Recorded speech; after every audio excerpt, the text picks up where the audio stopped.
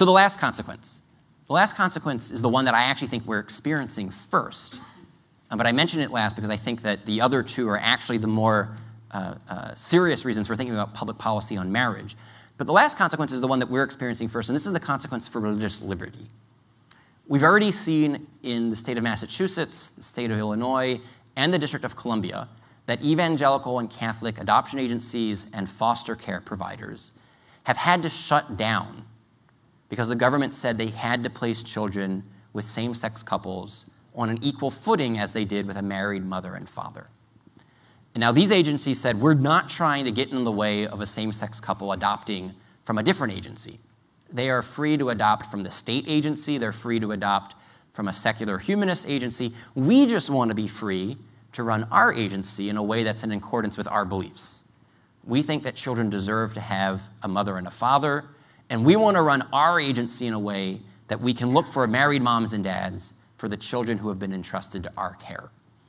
These agencies said we have social science evidence that suggests that children do best with a mother and a father, and we have the First Amendment, which protects our right to run our agency in accordance with our religious convictions about marriage. And in all three jurisdictions, the government said no. And in the state of Massachusetts, it was particularly clear that this had nothing to do with funding. It only had to do with licensing. It's illegal to run an adoption agency without an adoption license. And the state said, we will not give you an adoption agency license unless you agree to place children with same-sex couples on an equal footing as you do married moms and dads. Because if you don't, you'll be violating our non-discrimination statute. And discrimination is illegal in Massachusetts, and you can't run an adoption agency that discriminates.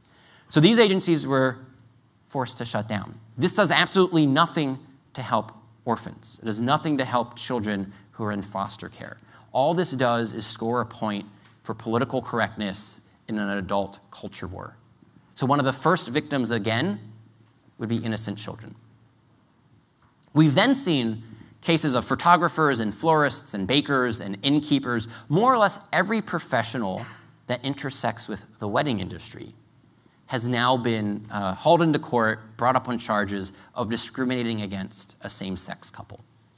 And what's worth pointing out here is not a single one of these cases, not a single case that has been brought to media attention that I know of, and I try to follow this stuff pretty carefully, has been the case of a baker, a photographer, a florist, an innkeeper saying we don't serve gays or lesbians. There's not a single case of that we know of. Each and every time it was only about same-sex marriage. The photographer has no problem taking pictures at a birthday party for someone who's gay or lesbian. The baker has no problem baking the birthday cake for a gay or a lesbian couple that's having a birthday party.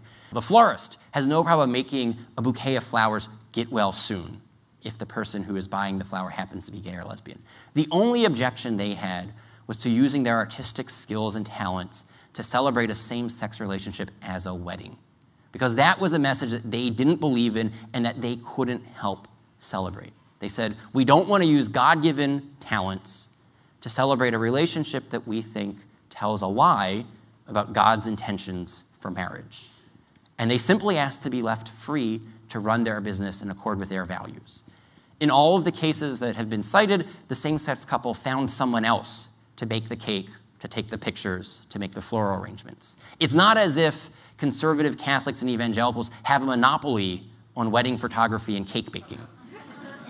It's not like we're in a situation where unless you make a lane photography take these wedding photos, no one will be taking wedding photos. No, about half the country, we're split on this issue. Half the country roughly is in favor of same-sex marriage, and of those people, there are plenty of wedding vendors who are more than happy to make money providing their services for same-sex weddings. And so there's really no need to have the government coerce the evangelical photographer or the Catholic baker or the Mormon florist. And yet what we've seen is time and time again, that's what's happened. So the best known case is the case of Elaine Hugan, and Elaine is an evangelical photographer. In 2006, she politely declined to be the wedding photographer for a same-sex commitment ceremony.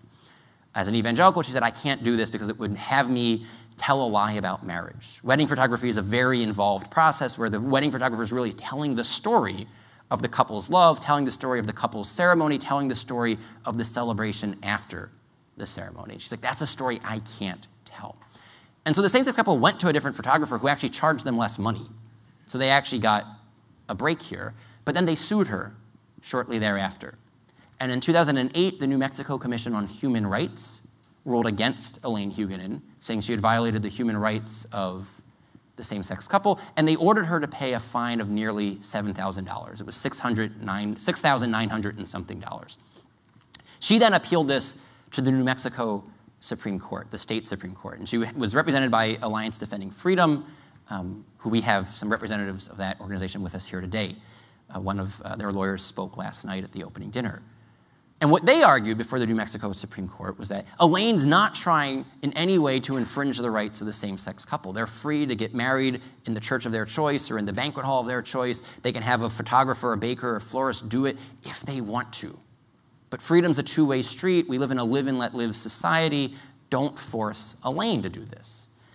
And oddly enough, so the court decided against Elaine. The court sided with the same-sex couple.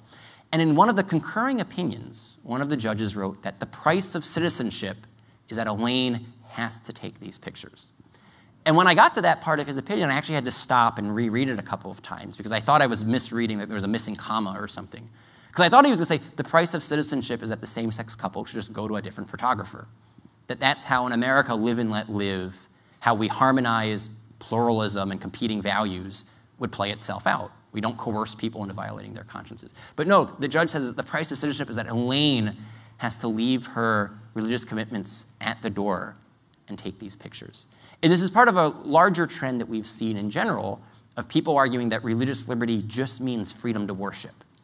This is what's been at the heart of the Hobby Lobby and the Conestoga Wood case, the HHS mandate cases.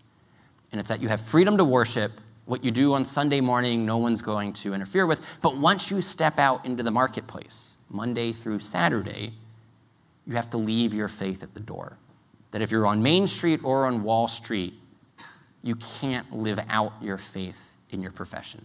That's not what the free exercise of religion is about. That's what freedom of worship is about. The free exercise of religion, as the founders intended it, was that the state wouldn't coerce people into violating their consciences.